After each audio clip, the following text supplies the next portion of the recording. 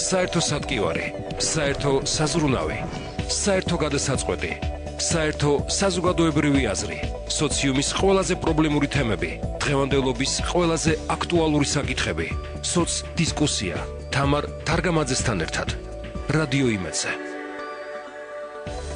მოგესალმებით, დღეს სამშაბათია და ტრადიციულად ეთერშია გადაცემა სოცდისკუსია. დღევანდელი ჩვენი გადაცემის თემა კი კომპლექსებია. სოცდისკუსია, თამარ თარგამაძესთან ერთად.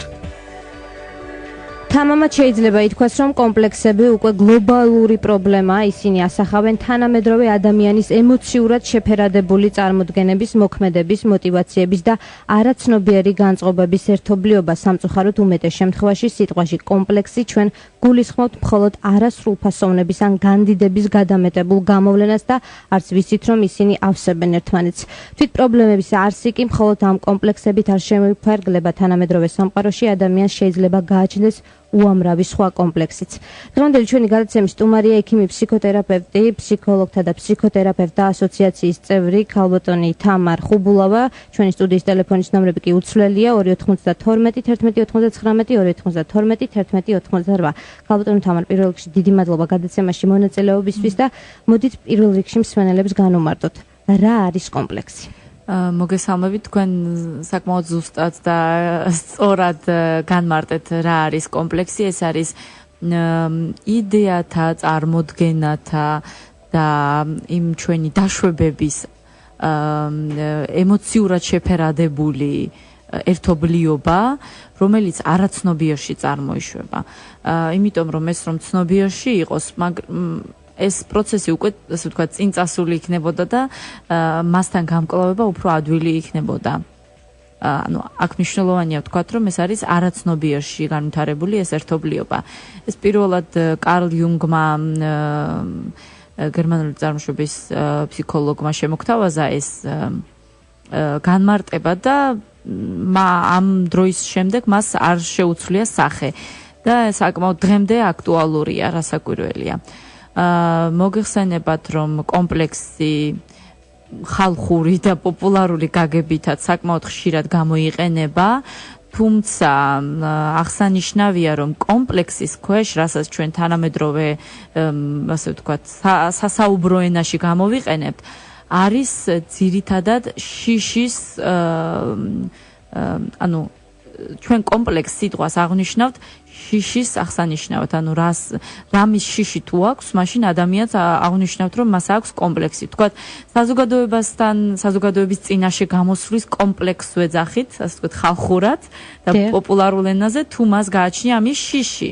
ნუ აქ ცოტა სხვა საკითხია, ეს შიშია, ფობია, თუ ასე შემდეგ, ეს სხვა საერთოდ სხვა თემაა, მაგრამ თავიდანვე რომ განმარტოთ რა განსხვავებაა ფსიქოლოგიურ გაგებას შორის და პოპულარულ ხალხურ გაგებას შორის, რა განსხვავება რა არის კომპლექსებს შორის, თვითონ ამ განმარტებას შორის.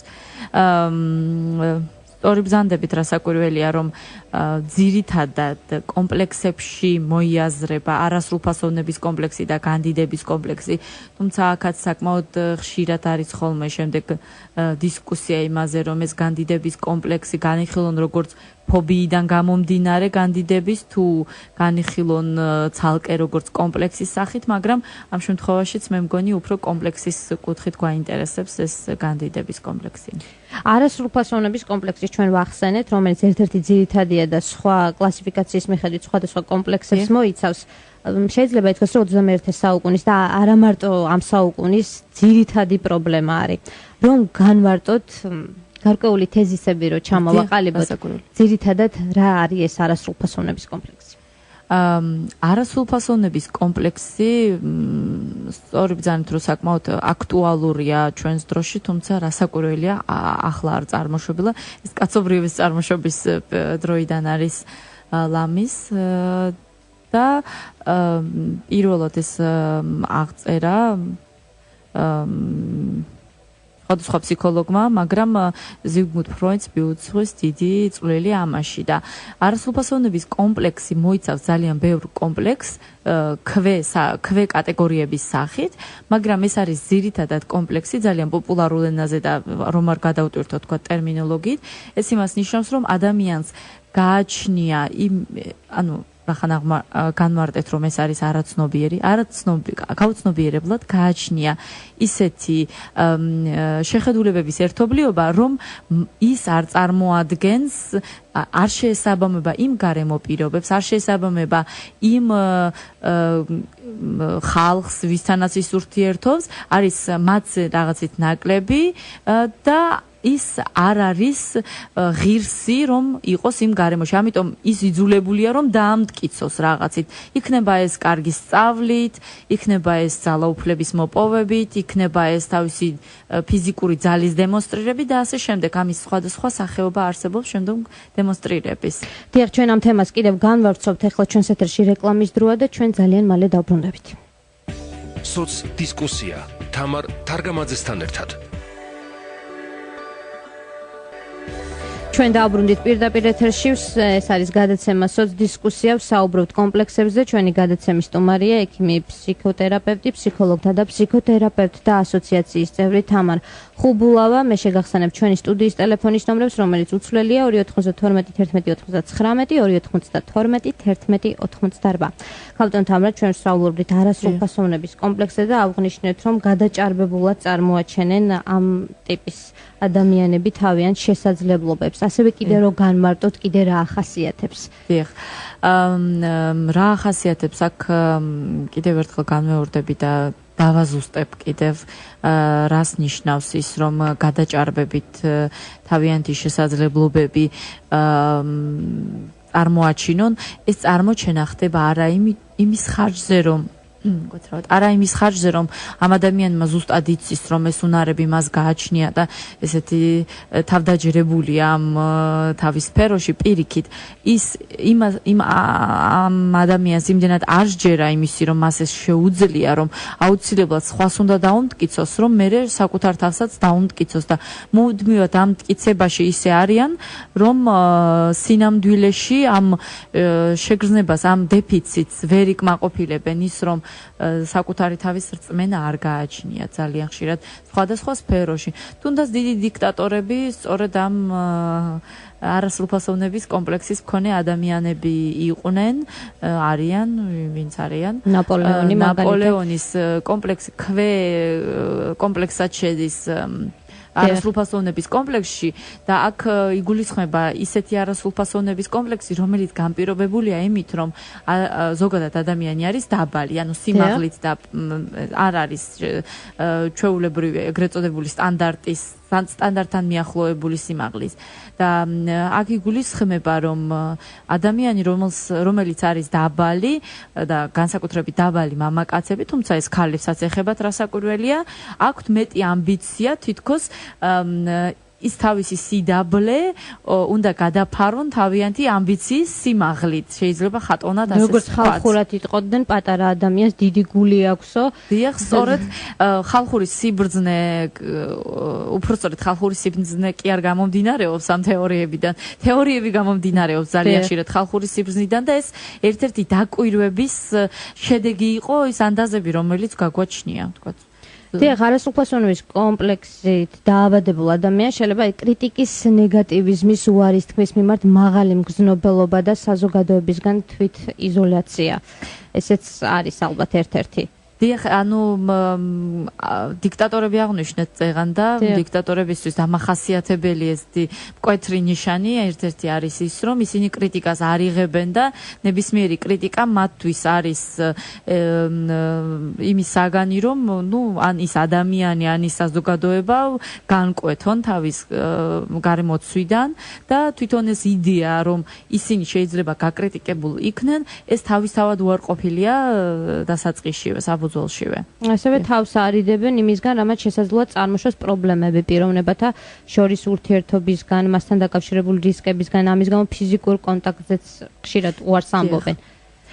ეს უკვე ასე ვთქვათ, სხვა საკითხზე გადავედით, ანუ სხვა ნაწილზე ამ საკითხის ეს არის უკვე პიროვნებათა შორის ურთიერთობების დონეზე რა ხდება, როდესაც გვაქვს არასრულფასოვნების კომპლექსი. აქ ბუნებრივია, როდესაც არასრულფასოვნების კომპლექსი გვაქვს ასევე არა მხოლოდ ზოგადად ჩვენს ირგვლივ სოციუმთან ურთიერთობა და ვიღაცა ისეთ ადამიანებთან, ვისი აზრიც შეიძლება ჩვენთვის მნიშვნელოვანია, მაგრამ არც ნათესავები არიან, არც ძალიან ახლობელი ადამიანები. აქ პირიქით იმაცია საუბარი ამ შემთხვევაში, როდესაც გვაქვს საუბარი პარტნიორზე, ან ოჯახის წევრზე, რომელთა მიმართ ჩვენ, ასე ვთქვათ, როგორც არასრულფასოვნების კომპლექსის მქონე ადამიანს გვაქვს ისეთი დამოკიდებულება თითქოს ერთგვარი შეჯიბრებათობის პრინციპით. და მეორეს მხრივ თვითიზოლაციის პრინციპით, იმიტომ რომ ამ შემთხვევაში ვერ ხდება ურთიერთსაწინააღმდეგო ემოციის, რომელიც უკავშირდება თქვა პარტნიორს, როგორც სიყვარული იქნება ეს თუ მეგობრული დამოკიდებულება, უპირისპირდება ასევე შეჯიბრებათობა და მისი გადაძლევის სურვილი. ეს ორი სურვილი და ორი ემოცია ერთმანეთს საკმაოდ მძიმედ უკავშირდება, უპირისპირდება. თუ შეიძლება ჩაითვალოს ისე, რომ არასრულფასოვნების კომპლექსი და კანდიდების გადამეტებული გამოვლენა დაახლოებით ერთ ფიალაში მოვათავსოთ, ასე ვთქვათ.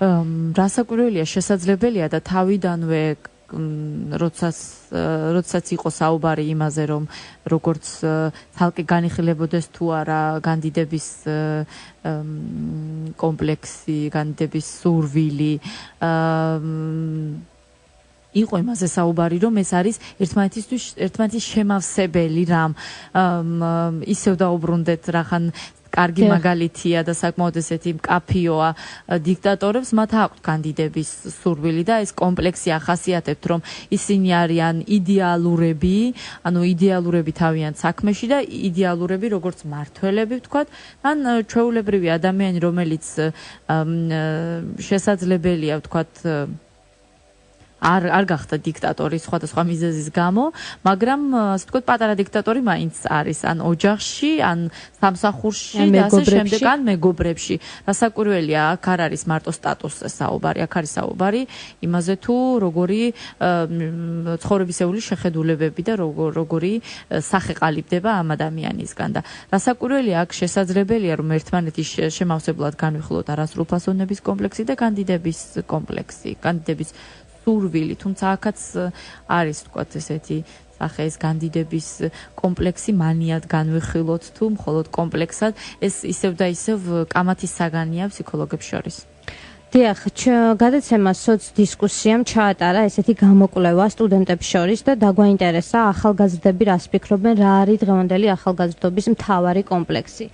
რამდენიმე მათგანმა აღნიშნა, რომ საზოგადოება აკომპლექსებს ახალგაზრდებს, თაობათა შორის ბრძოლა, აქაც, რა თქმა უნდა, 21 საუკუნეშიც აქტუალურია და ისინი ამბობენ, რომ იყო გამორჩეული, ნიშნავს უფროსი თაობისთვის, რომ არასწორად აკეთებ ყველაფერს და ეს მათ თრგუნავს.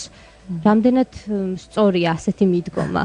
მოხარული ვარ, რომ საერთოდ გამოკითხვები ხშირად ტარდება ხოლმე და ეს ძალიან მნიშვნელოვანია. რასაკვირველია, რახან თანამედროვე ეპოქას ვეხებით, აუცილებლად უნდა აღვნიშნოთ ის, რომ ინდივიდუალიზმი თანამედროვე ეპოქის ერთ-ერთი მკვეთრად დამახასიათებელი თვისებაა, იმიტომ რომ ვთქვათ ადრე საუკუნეებში და საერთოდაც ადამიანის წარმოშობის ისტორიის განმავლობაში რომ განვიხილოთ, ახლა გვაქვს ისეთი პერიოდი, როდესაც ამ ისტორიის მანძილზე ყველაზე მკვეთრად არის ეს ინდივიდუალიზმი წარმოშობილი და ბუნებრივია ის ასევე ეს გარეგნული მახასიათებლებიც ინდივიდუალიზმის არის საკმაოდ თვალში საცემი. ეს რასაკვირველია თაობათა შორის კონფლიქტებს ყველა შემთხვევაში წარმოშობს, იმიტომ რომ ეს არის შეხედულებათა კონფლიქტი, არა მხოლოდ გარეგნული მახასიათებლებით კონფლიქტი. და რასაც ამ შემთხვევაში კომპლექსებს არქმევენ ეს ახალგაზრდები, ვაწყდებით ისევ ვთქვათ დეფინიციის, როგორ თქვა, ხალხურ დეფინიციას, როგორც ასეთი, იმიტომ რომ საზოგადოება მაკომპლექსებს ეს ცოტა ასე ვთქვათ პოპულარული გაგება, ეს იმას ნიშნავს, რომ საზოგადოება მიქნის იმ გარემოს, ისეთ გარემოს, რომ მე მაქვს შიში წარმოვაჩინო ჩემი ინდივიდუალიზმი. რეალურად როგორც თავში ვთქვი, კომპლექსი განიხილება როგორც შიშის ასე ვთქვათ შიშის ტოლი რამ, რაღაცა შიშიან ფობია. და რასაკვირველია ეს განმარტება თავისთავად არის სწორი, იმიტომ რომ არის საზოგადოებაში ეს აზრი და არის ნეგატივიზმი მკვეთრად გამოხატული ინდივიდუალიზმის მიმართ, იმიტომ რომ ეს ახალია და ახალი ყოველთვის ასევე შიშს წარმოშობს რაღაცა უცნობის მიმართ შიშს. რახან უცნობია იქ მეტი საფრთხე არსებობს რეალურად ადამიანებისთვის და შესაბამისად შიში შემდგომ შიშს იწვევს ასევე როგორც დიდებში ასევე პატარებში ასაკრებით. კიდევ ერთ კომპლექსზე მინდა ვისაუბროთ და შემდეგ მინდა თქვენგან მოვისმინო განმარტება თუ საიდან მოდის ეს ყველაფერი. პასუხისგებლობის შიშით გამოწვეული კომპლექსი. ადამიანს ეშინია აიღოს თავის თავზე პასუხისმგებლობა და ასე ვთქვათ ყველას ადანაშაულებს შემდეგ ამ ყველაფერში. ეს რას შეიძლება მივაკუთვნოთ რომელ მათგანს? რეალურად პასუხისმგებლობის შიში ესეც შესაძლებელია განვიხილოთ როგორც არასრულფასოვნების კომპლექსი, იმიტომ რომ ადამიანს გააჩნია იმის შიში, რომ მას არ შეუძლია განახორციელოს ესა თუ ის ქმედება მასზე დაკისრებული. რომელიც ობიექტურად რომ შევხედოთ, სრულიად შესაძლებელია რომ განახორციელოს, ალბათ ამიტომაც აკისრებენ ამ ადამიანს ამ სხვადასხვა ვალდებულებას.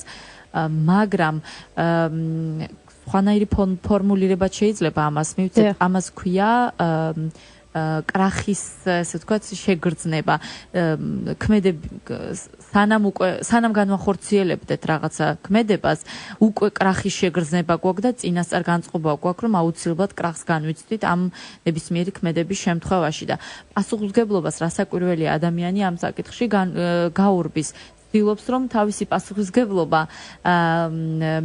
სხვას გადააბრალოს, ანუ ის რომ მას კრახი შეიძლება მოუვიდეს, ან მას უკვე ქონდა კრახი რაღაც ქმედების შედეგად, ის ნამდვილად ადანაშაულებს სხვას იმაში, რომ ვთქვათ გარეგნულად სხვამ ან თავისმა გარემოცვამ არ დაადანაშაულოს უპასუხისმგებლობაში და იმაში, რომ მას და უნარობაში, იმაში, რომ მას არ შეუძლია ამ თუ იმ ქმედების განხორციელება. ესეც რასაკვირველია არასრულფასოვნების კომპლექსის კომპლექსად შეიძლება განვიხილოთ. და ძალიან ესეთი პოპულარული კომპლექსები, ოიდიპოს კომპლექსი, ელექტრას კომპლექსი, ხშირად მოიხსენიებენ ამას ახალგაზრდები, თუმცა ძირითადად მნიშვნელობა არ იციან, რას ნიშნავს და კიდევ ერთხელ რომ განვმარტოთ ჩვენ მსმენელებს, რას ნიშნავს ოიდიპოს კომპლექსი. ეს ოიდიპოს და ელექტრას კომპლექსი არის ზიგმუნდ ფროიდის მიერ მოწოდებული, საკმაოდ ხშირად ვახსენეთ დღეს. ზოგადად ეს ადამიანი ძალიან ხშირად ეყრდნობოდა ისტორიულ მონაცემებს და კარგ მაგალითს ამით იძლეოდა, რომ თქვათ გაგვეხილა მთელი ისტორიის განმავლობაში რა ხდება სინამდვილეში ანტიკური ხანიდან მოყოლებული და მითოლოგიას იყენებდა რასაკვირველია და ეს სიმბოლიკას. ოიდიპოს კომპლექსი არის ჯერ მიც მოკლედ ძალიან რომ უფრო ადვილად შედარებადი გახდეს. ოიდიპოს ნითი მდგომარეობს იმაში, რომ მან გაუცნობიერებლად, არ იცოდა, მოკლა მამა და დაქორწინდა დედაზე. რასაკვირველია ეს პირდაპირ სახით არ მოხდა და არ ხდება ამ კომპლექსის შემთხვევაში. ეს არის გაუცნობიერებელი გაუცნობიერებელი ემოციათა კომპლექსი, როგორც აღვნიშნეთ, ერთობლიობა. ეს ნიშნავს, რომ ბავშვი, რომელიც არის ბიჭი, აუცილებლად გრძნობს კონკურენციას მამასთან და ეს კონკურენცია არ არის არც გაცნობიერებული კიდევ ერთხელ აღნიშნოთ და კონკურენცია არ გულისხმობს მხოლოდ იმას, რომ მას უნდა რომ შეეჯიბროს მამას, რომ უკეთესი იყოს და ასე შემდეგ. ეს გულისხმობს სწორედაც იმას, რომ მას აქვს სურვილი, რომ ის არ იყოს მის ცხოვრებაში, მისი დედის ცხოვრებაში, იმიტომ რომ დედას აღიქვამს როგორც ობიექტს სიყვარულისას, მაგრამ ისევ განმეორდები, ეს არის გაუცნობიერებელი პროცესი, იმიტომ რომ კიდევ ერთხელ არის აღსანიშნავი, რომ ბავშვის ცხოვრებაში დედა და მამა არიან პირველი ადამიანები, რომლებთანაც მას უხდება ურთიერთობა, როგორც კი სქესის აღქმას იწყებს. ანუ, როდესაც ის იწყებს აღქმას, რომ ის არის მსგავსი მამის, ფიზიკურად, ფიზიოლოგიურად და დედა არის მისგან განსხვავებული, მას უჩნდება გააქროს მისი ცხოვრებიდან ისეთი ადამიანი, რომელიც კონკურენციას გაუწევს დედასთან სიყვარულში. ეს არის ოიდიპოს კომპლექსი. რომელიც რასაკვირველია არის პრობლემა იმ შემთხვევაში თუ ამას განვითარებას სხვადასხვა კუთხით მივცემ და რას გულისხმობ ამაში ის რომ ის გამოვლინებები რომელიც ბავშვობაში ვთქვათ იგივე 3 წლის ასაკიდან ხდება რომ ეგრეთ წოდებულ ეგოიზმს ვარქმევთ ხოლმე ძალიან ხშირად სიჯუტის ხანა სიჯუტის ხანას რასაკვირველია და ამას პროვოცირებას მშობლებიც უკეთებენ ხოლმე ძალიან ხშირად და ნებიერები ხდებიან. აქ ბუნებრივია ძალიან ბევრი პრობლემა შემდგომ იჩენს ზრდასრულობაში თავს. თუმცა აქ არის აღსანიშნავი რომ როდესაც ადამიანი შემოქმედებითად უდგება ამ საკითხს და ძალიან ხშირად ხდება რომ არ არის აუცილებელი რომ გაცნობიერდეს, იმიტომ რომ გაცნობიერების შემთხვევაში ხშირად ჩვენი მორალური ცნობიერება ვერ ლახავს ხოლმე ამ ასეთ რეალობასთან შეჯახებას, ამიტომ ძალიან ხშირად არც არის აუცილებელი რომ ეს ყველაფერი გაცნობიერდეს, თუ ამ ყველაფრის სუბლიმირება მოხდა, შემოქმედებაში გადატანა მოხდა და ასე შემდეგ. ალკმენას კომპლექსზე ძალიან მოკლედ ვიტყვი რომ ეს არის უბრალოდ გოგონებთან მიმართებაში, როცა გოგონა შვილი მამას აკუთვნებს როგორც სიყვარულის ობიექტს და დედასთან აქვს პრობლემა. ერთი წინადადებით კიდევ თუ შეიძლება ძალიან ხშირად არის რომ ეგრეთ წოდებული კასტრაციის კომპლექსი, რომელიც ხშირად განიხილება როგორც არასრულფასოვნების კომპლექსი, თუმცა სინამდვილეში ეს არის ოიდიპოსის კომპლექსის შემადგენელი, ერთ-ერთი რომელიც გულისხმობს იმას, რომ როდესაც ბავშვი, ბიჭი ამ ოიდიპოს კომპლექსის ასე ვთქვათ გავლენის ქვეშ არის, ასე ვთქვათ და ცდილობს რომ მამას დაემსგავსოს და ამავე დროს შეეჯიბროს მას აქვს დიდი შიში, რომ ის რითაც ის განსხვავდება საპირისპირო სქესისგან, ანუ ამ შემთხვევაში სასქესო ორგანო, მას არ მოაჭრან. ანუ ეს გაუცნობიერებელი შიში, რომელიც შემდგომ თუ თქვათ ეს ამ იმპულსის განვითარება მოხდა და ამ შიშის რაღაცნაირად ხელშეწყობა მოხდა, ძალიან ხშირად ხდება, რომ თითქოს ამ თავისი მამაკაცურობის დამტკიცების ცდაში არიან მთელი ცხოვრება, ხდებიან დონჟუანები და ხდებიან ამ დემონსტრირებად, ანუ არიან მადემონსტრირებელი იმისა, რომ ისინი არიან მამაკაცები და რადგან მამაკაცები არიან, მხოლოდ ამით არიან ისინი მაგრები. დიახ, ჩვენი გადაცემის დრო ამოიწურა, თუმცა ერთი წუთს ვითხოვ და მინდა თქვა, ეს მოდის ბავშვობიდან თუ შეიძლება შეძენილი იყოს ეს კომპლექსები?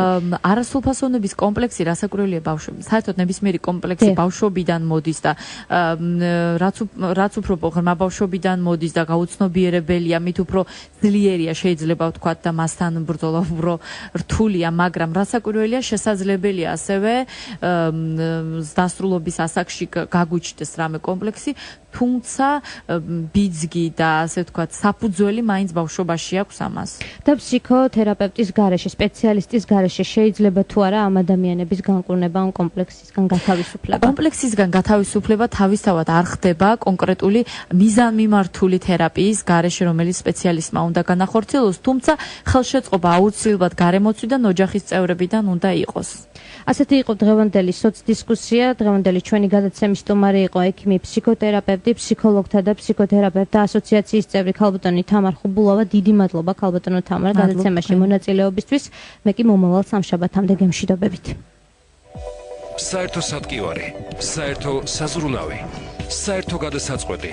საერთო საზოგადოებრივი აზრი, სოციუმის ყველაზე პრობლემური თემები, დღევანდელობის ყველაზე აქტუალური საკითხები, სოც დისკუსია თამარ თარგამაძესთან ერთად. რადიო იმედზე.